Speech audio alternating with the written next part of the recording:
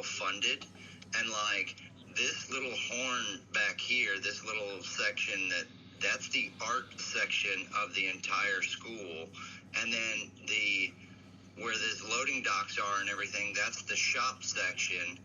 And I got busted smoking pot back here because I smelled somebody else smoking pot around the corner. So I come out the door, come around here, and there's dumpsters back here. I smelled pot, thought it was safe, so I started smoking pot.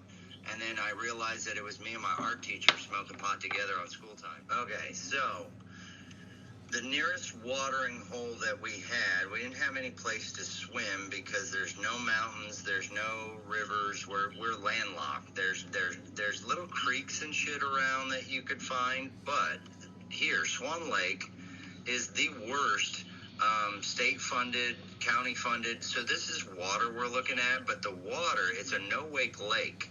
So there's no motorboats allowed on the lake. So you can probably see some of these piles here. These are Christmas trees that we throw in the lake so that we can catch catfish. Why would you catch catfish from Christmas trees in the lake?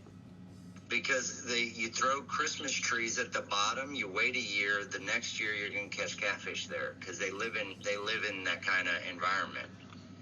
Nice. So like at the end of the Christmas season, when everybody puts their trees out, on the driveway, as teenagers, we used to snatch those up because if you throw even in a little creek, you throw a tree there and you're going to grow fish. And then next time you go back, there's a tree there so you can fish.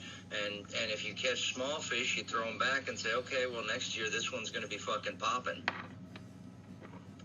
So this area, it is the worst pond because it's so much algae. So like we used to take high school field trips. This is like an indoor fishing house on the water to where in the middle of the winter, they'll go and cut holes in the ice so that you can fish in the ice. And so gym-wise, we'd come down and do paddle boards.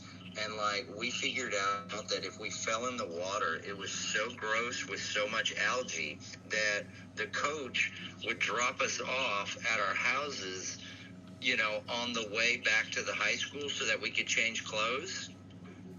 But then we would just conveniently not be able to figure out how to get back to school and skip the rest of the day.